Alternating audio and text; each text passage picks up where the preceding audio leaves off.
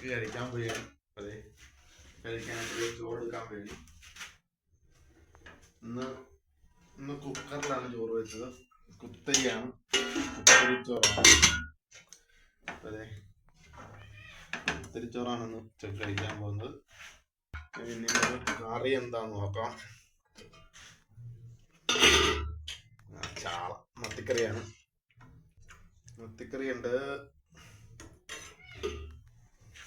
പിന്നെ രാവിലത്തെ പയർ കറി ഉണ്ട്.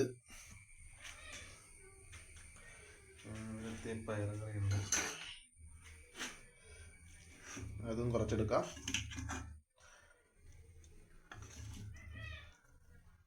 കഴിക്കാൻ വേണം. ഇപ്പൊ ചാളക്കറി, ചാറ്, ശകലം പയറ് കൂടെ ശകലം മത്തി മിക്സ് ചെയ്ത് കഴിക്കാൻ വേണേ.